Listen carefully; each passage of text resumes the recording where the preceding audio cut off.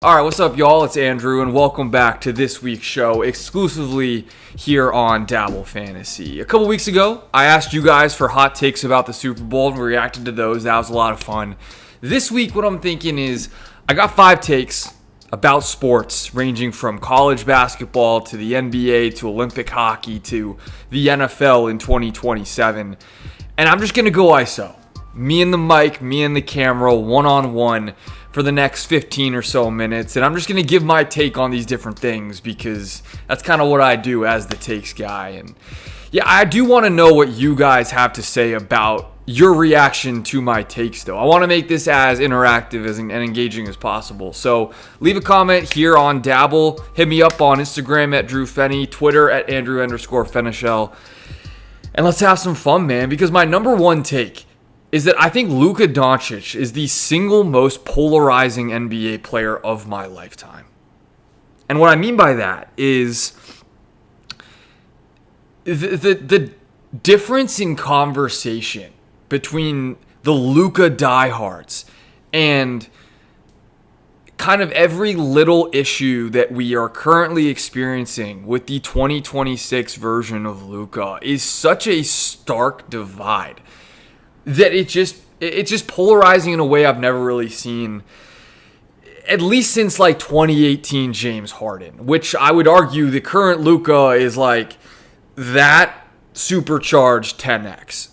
Because on one hand, Luka is one of the 5 best offensive players to ever touch a basketball. I mean, it's ridiculous. He's a walking 30-point triple-double. He's leading the NBA in scoring again this year. Everything comes so easy to him on the court. Except for defense, except for team basketball, except for winning games really this year with the Lakers, and except for it's not leadership, but like the complaining to the refs, it's just so bad. Like Luka, I was at the Magic Lakers game last night, and it was just one of the hardest watches I've ever had. Luka was not shooting the ball great, but and again, he ended up getting his stats. I think he had 24, 8, and like 15 assists, but it was just ugly. And of course, he brought the Mavs to the finals the one year. But outside of that, like, you know what I mean? For as an amazing of a playoff performer as Luka has always been, he kind of needs like the perfect situation around him to exceed. He's kind of like the neediest NBA superstar of all time in that way.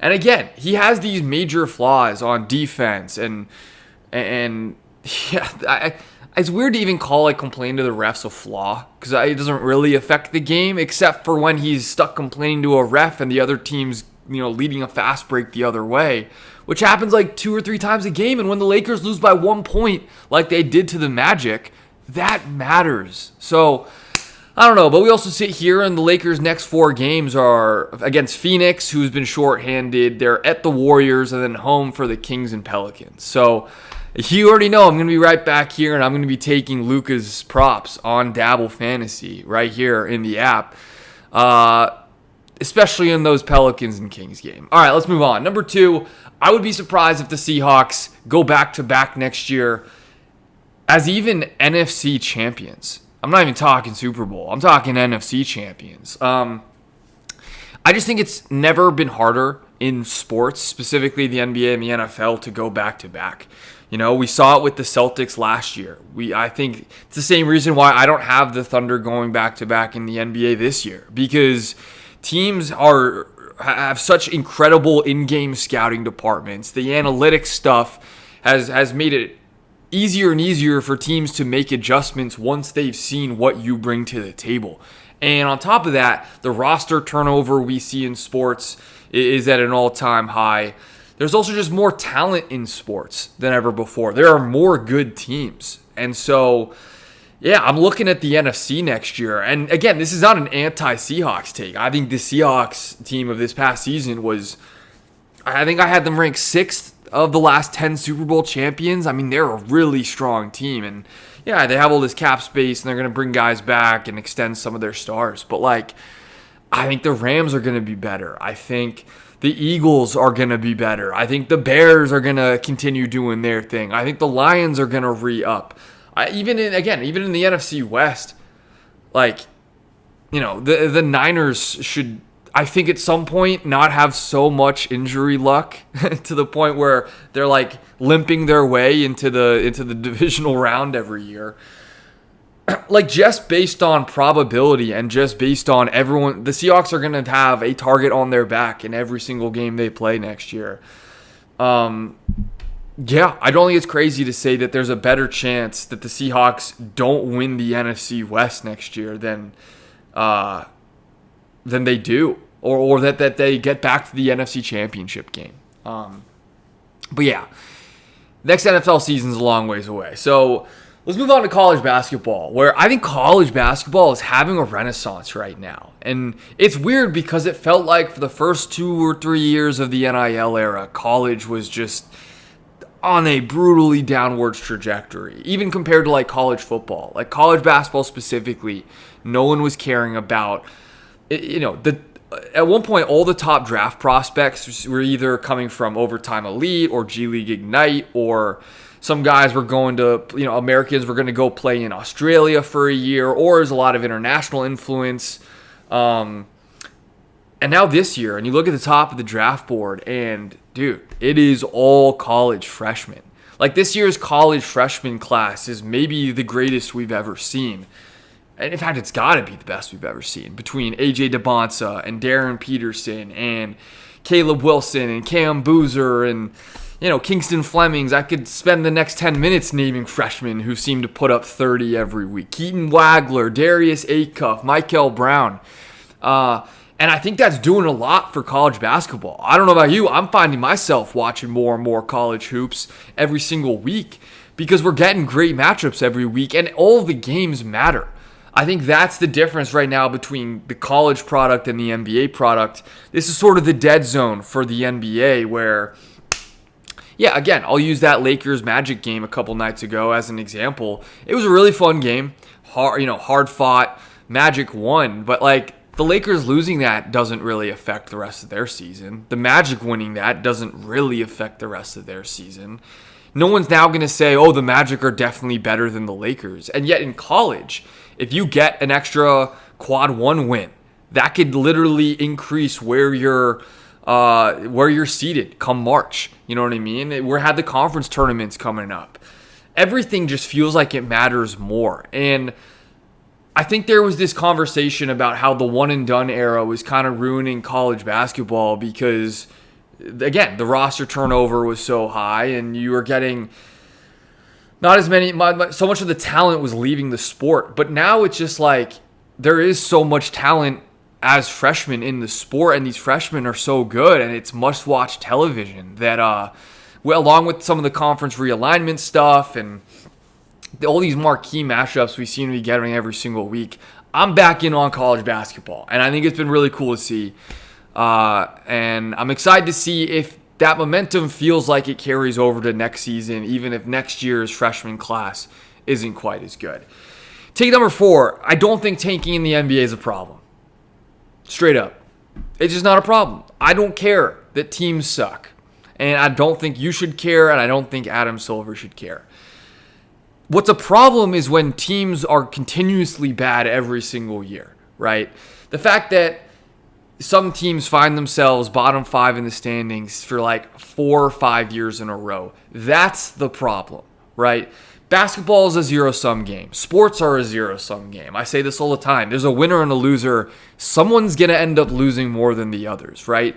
I also don't think the fact that the Wizards and the Pacers and the Pelicans and the Kings and the Grizzlies and the Jazz are going to have 25 to, or so win percentages makes it a worse sport to watch than if everyone was closer to 500.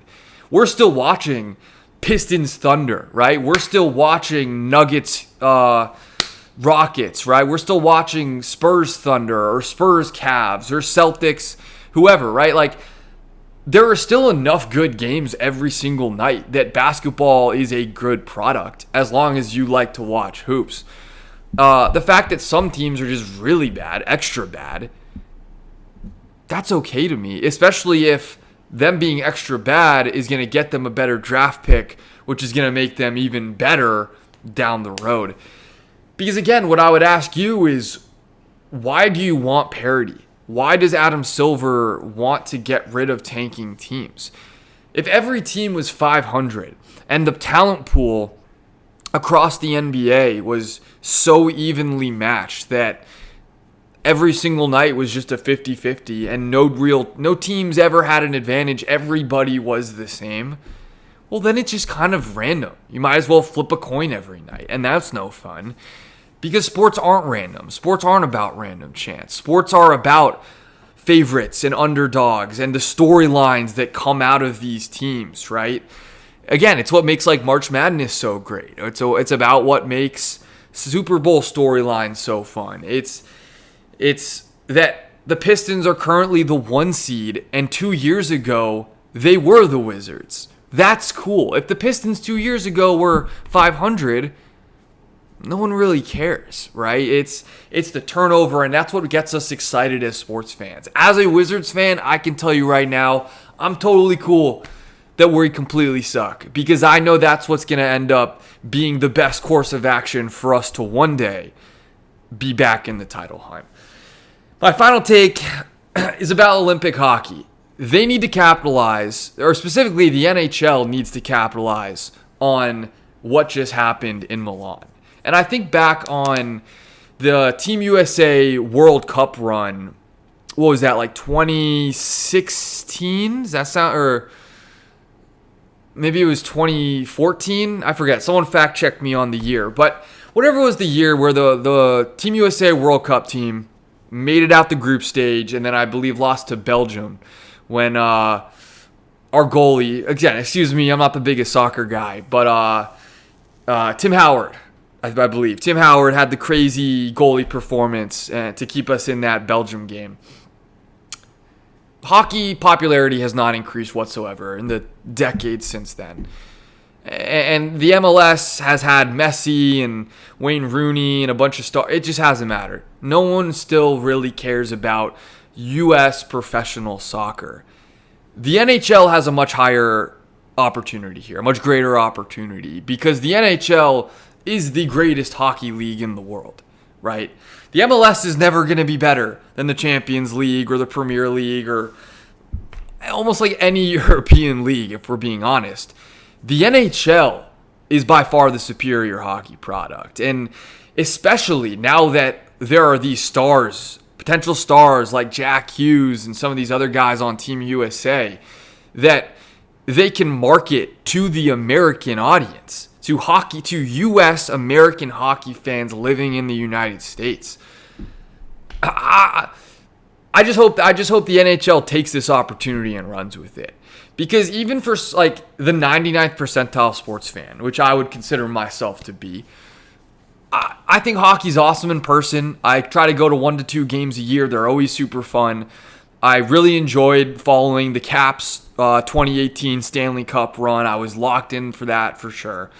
But I'm definitely a hockey casual. You know what I mean? Like, I can't name a single player on the Blue Jackets, right? Like, you know, there's like the NHL has this opportunity right now to get me to care, basically. That's what I'm looking for. I want the NHL to find a way to use Jack Hughes and use this Team USA, Jack Eichel run, all these stars that they can now market for a sport that's never marketed itself very well to Americans.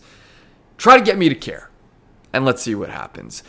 That'll do it for today's show. I appreciate you guys so much. If you're new here, if you've never seen me before, my name's Andrew Fenichel. I'm going to be live streaming right here on Dabble twice a month. So make sure you tune in March for the next show. Follow me in here on the app at Drewfenny. I cook up entries every single week. And yeah, man, this was fun. Let me know what you think about these sports takes. Sort of big picture, sort of State of the Union of sports from me after our president gave a State of the Union earlier in the week. And yeah, man, this was fun. Appreciate the team at Dabble as always for allowing me to do this. Peace out. I'll see you guys next time.